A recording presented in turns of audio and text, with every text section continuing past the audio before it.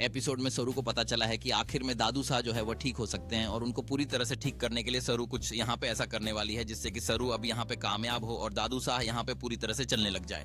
लेकिन कामिनी और अनिका और उसके साथ साथ बाकी पूरा परिवार मिलकर अब मिलने से दादू साह से सरू को रोक रहा है कि आखिर में तुम जाके मिलोगी नहीं।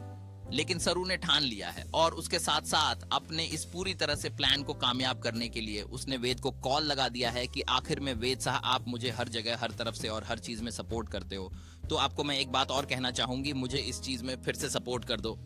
सारू की आवाज में आशा और संकल्प है। उसने अपने दिल की गहराई से यह समझ लिया है कि दादू साह को ठीक करने का यही समय है और वह किसी भी कीमत पर अपनी योजना को सफल बनाने के लिए तैयार है। सारू अपने मन में सोचती है कि जब तक वह दादू साह को ठीक नहीं कर लेती तब तक उसे कोई भी रुकावट रोक नहीं सकती। सारू ने अस्पताल के नर्स स्टेशन पर जाकर दादू साह की स्थिति के बारे में जानकारी लेनी शुरू कर दी है। उसकी आशा और दृढ़ता किसी भी चुनौती का सामना करने के लिए तैयार है। सारू डॉक्टर से सलाह ले रही है ये जानने के लिए कि वह दादू साह की ठीक होने में कैसे मदद कर सकती है। उसकी आंखों में एक नया आत्मविश्वास है।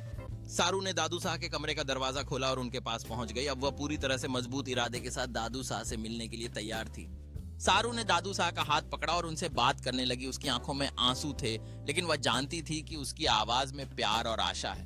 दादू साह ने धीरे धीरे अपनी आंखें खोली और सरू के प्रति एक हल्की मुस्कान के साथ अपनी पहचान जताई, जिससे सरू के दिल में नई उम्मीद जग गई।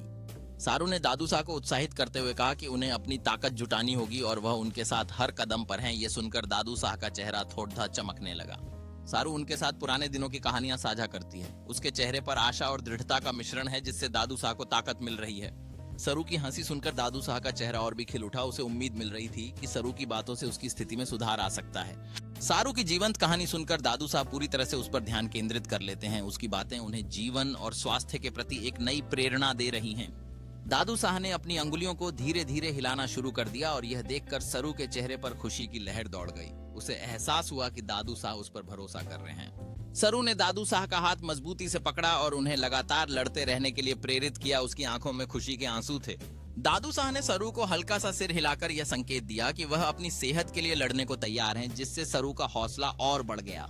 सरू ने अपनी आंखों से एक आंसू पोंछते हुए दादू साह को और प्रोत्साहित किया। दोनों के बीच का रिश्ता अब ताकतवर और प्रेरणादायक हो गया था।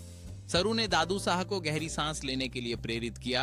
उनके चेहरे पर ध्यान और दृढ़ता का भाव था, जैसे वह हर कदम पर सरू के साथ चलने का इरादा रखते हों। सरू ने गर्वित मुस्कान के साथ देखा जब दादू साह ने गहरी सांस ली। यह पल उनकी मजबूती और एकजुटता को दर्शाता है। सरू ने दादू साह के कंधे पर कोमलता से हाथ रखा, जो उनके बीच की समझ और समर्थन को दर्शाता है, जिससे उनका रिश्ता और गहरा हो गया। सरू ने एक जल्दी ठीक होने का कार्ड उठाया और उसमें लिखे संदेशों को दादू साह को पढ़कर सुनाया, जिससे कमरे में खुशियों की लहर दौड़ गई। दादू साह ने सरू की बातों से एक पुरानी याद को याद करके हल्का सा हंसते हुए अपनी आंखों में जीवन की चमक दिखाई। यह उनके रिश्ते की गहराई का प्रतीक था।